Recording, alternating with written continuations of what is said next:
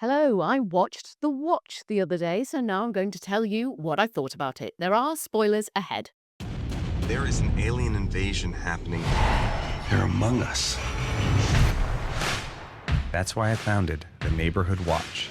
The Watch is a sci-fi comedy starring Ben Stiller, Vince Vaughn, Jonah Hill, Richard Ayoade, and a few other familiar faces as well. The film follows Ben Stiller's character Evan, who wants to set up a neighborhood watch after his security guard colleague at Costco gets killed whilst on duty. The three people who join him are Vaughn, Hill, and Ayoade, and they're an odd bunch, with Evan struggling to find common ground with them at first, but their friendships do develop over the course of the film. As they're conducting their watches over the neighborhood, they come to learn that there are aliens living among them. Jamarcus, that's Richard Ayoade's character, reveals himself as one of the aliens and says that the alien plan is to destroy Earth, but the gang works together to kill the aliens, they defeat them, and it's happily ever after. Now, we'll go into more detail about some of this. So, first of all, I remember watching the trailer for this film when it came out in 2012, and it just really didn't do it for me. I didn't feel particularly intrigued or excited about the film, even though I had very recently watched The IT Crowd for the first time around this time, so was a fan of Ayoade, and it's directed by Akiva Schaffer, who's in The Lonely Island. And if you ever listen to the Just Films and That podcast, which is what I used to co-host, then you'll know that I love The Lonely Island.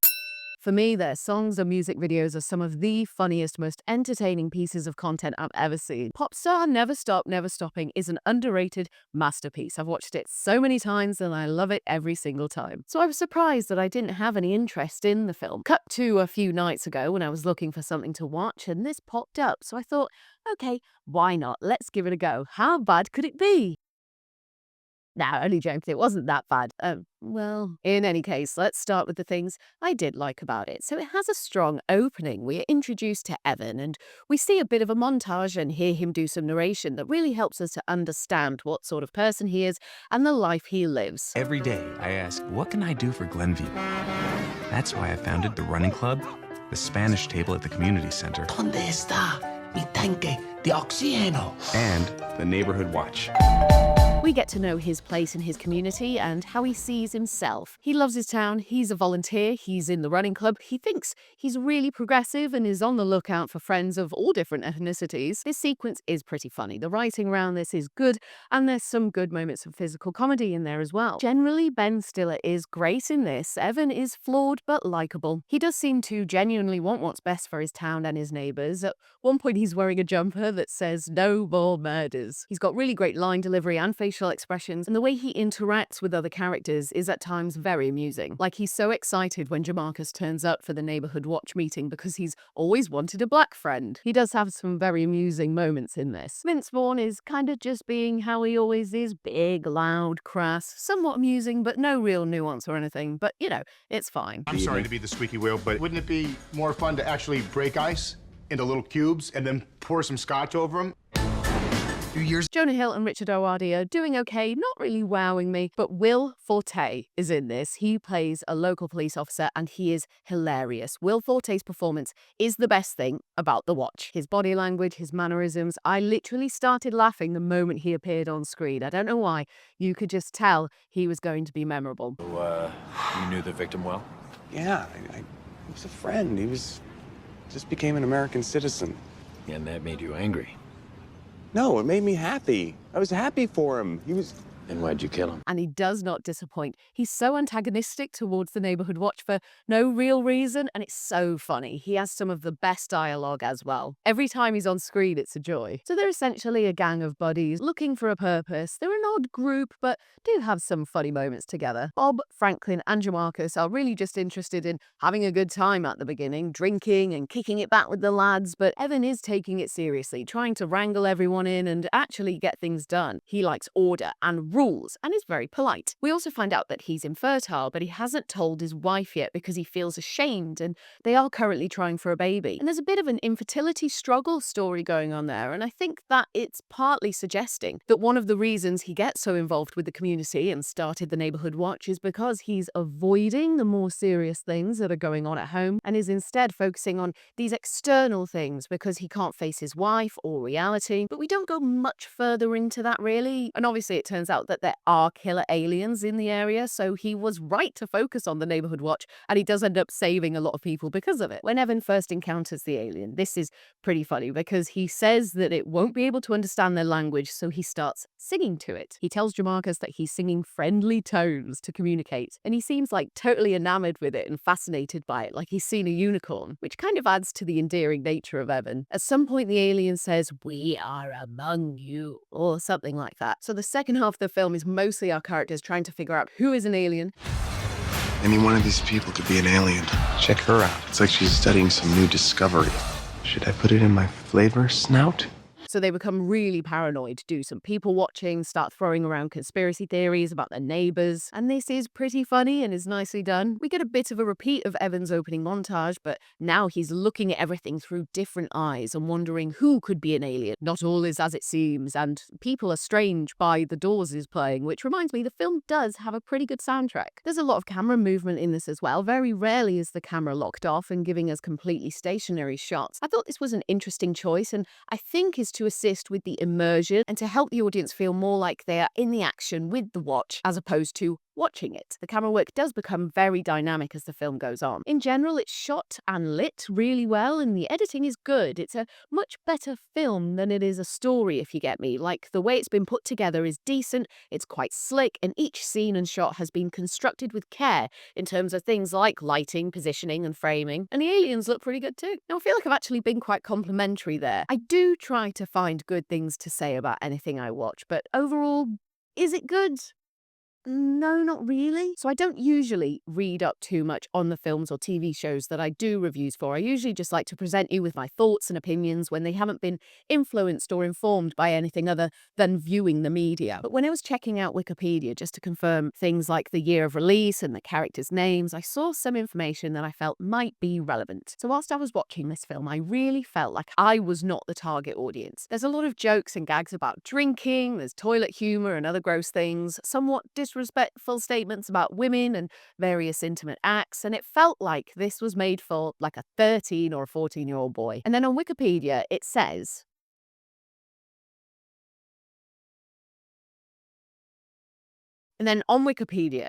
this. The film began its development in early 2008 under producer Sean Levy as a teen-targeted project.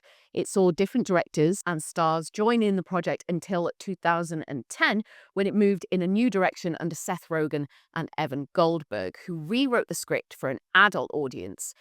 And for me, this bit of trivia just explains so much, because things like the infertility storyline or some of the issues that Vince Vaughn's character Bob is having at home with his wife do feel like they're geared more towards an adult audience. These sort of threads wouldn't really be necessary in a young teen lad's film, and the core cast are older men, like from their late 30s onwards, but then having these more mature topics in there and these older characters with some of the silly and gross gags just doesn't meld that well, and it doesn't really work for me. There's a sequence where they think they've killed one of the aliens, so they start taking loads of goofy photos with its body, like they dress it up and put it in different poses. Bob starts making out with it at one point, and they really over-egg the pudding with this. Like, the sequence just kind of goes on a bit too long. And I was just like, okay, is it just me? Am I just not goofy enough? Am I too serious these days? Is it funny to pose and manipulate an alien corpse for entertainment?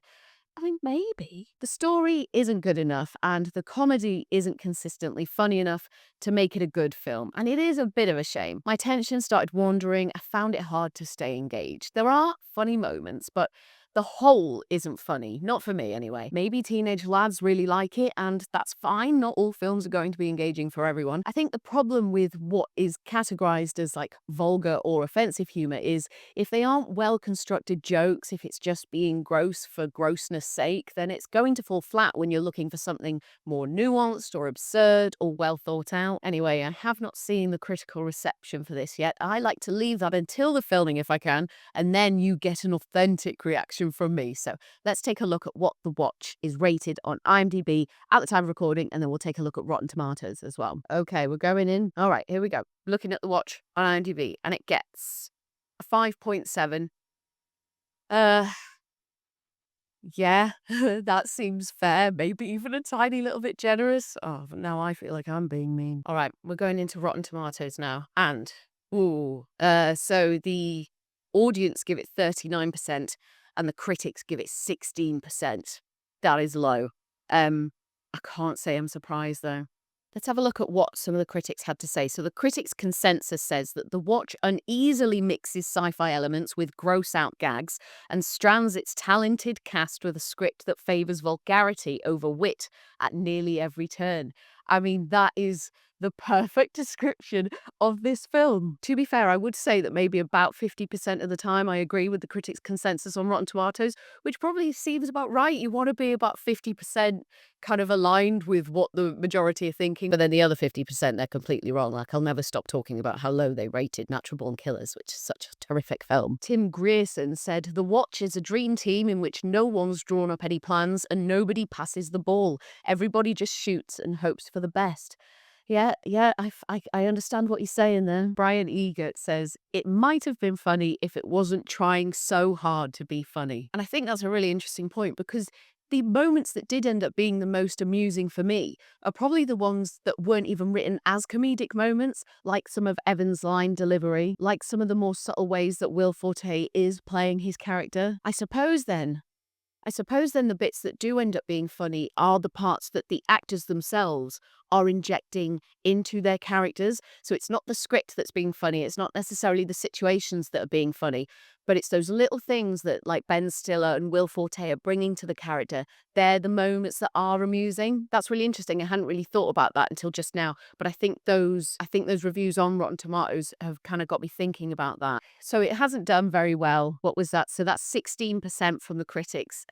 Obviously, that's really harsh, but the thing is, I'm coming away from this and I wouldn't recommend that you watch it unless it was out of like intrigue to see, oh, it couldn't be that bad. Ugh. Like, I don't think, like, it's just not doing anything impressive. And it almost feels like the moments that do end up being entertaining or funny are like a fluke. Like, it's just that that actor at that specific time in that specific take brought something to that role that was amusing. So that was a shame, especially given all the people involved, not just the core cast, not just the director Akiva Schaffer, but like I said, Seth Rogen was one of the writers as well. So I do wonder what happened there, if maybe it was just too geared towards that teenage audience and the writing just sort of got lost in that. I'm not sure, but always disappointing when a film doesn't perform very well, when you almost feel like it should have and it had the potential to. Anyway, that's everything from me for now, but I'll be back soon with more thoughts on things that I've watched. Bye.